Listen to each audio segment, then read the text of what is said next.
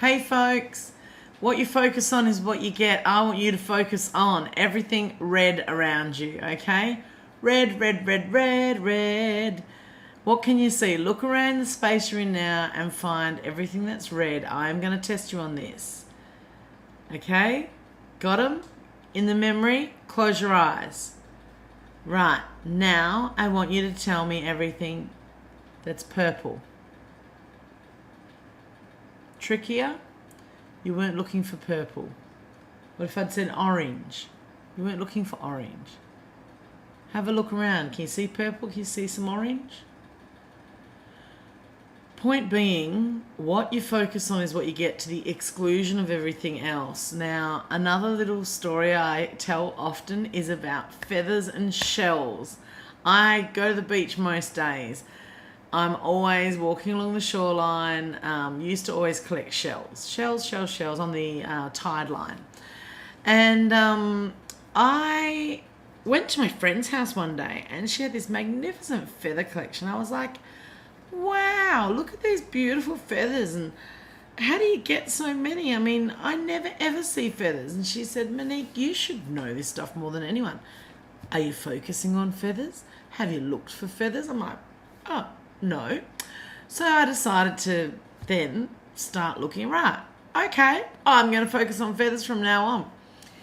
Made it my little duty to focus on feathers. I went to the beach the next morning, high tide line. Oh, there's a feather. Oh, another feather. In among all the shells, oh, there's another feather. I also saw them, around my yard and wherever. I kept seeing them. I saw them in fabrics. I saw the feathers everywhere. Next day at the beach, along the high tide line, feathers. Next day along the beach, along the same high tide line that I'd been looking for shells, feathers. Feathers. Feathers are on that bloody high tide mark all the time. I'd never seen them because I was so focused on shells. What does this mean in our life? What if we're so focused on things that are going wrong? If we're so focused on problems? If we're so focused on what we don't have yet? We're going to miss everything else. We're going to miss what we do have. We're going to miss the solution. So we need to broaden that look, okay? We need to broaden that. These blinkers of focus, we need to broaden them. And in another video, I'm going to share with you how we came to even focus on what we came to focus on to begin with. But it's a habit, right? So we need to bust out of that habit and choose.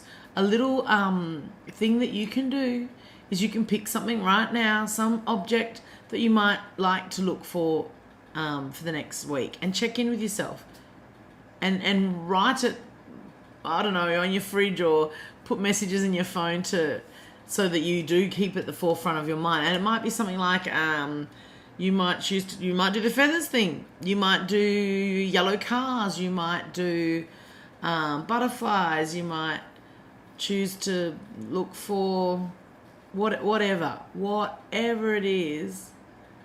If you make it really tricky because maybe you're untrusting, then that's okay.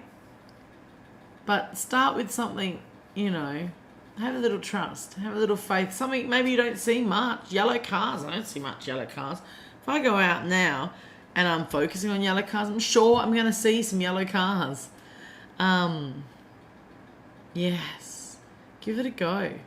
Give it a go. And I've had people be tricky before and choose something really tricky, and then they've seen these things in the weirdest of places, like on a mug, coffee mug print, or on the internet. So yeah, have a go. Be careful what you're focusing on, because you're going to get it. You get what you focus on.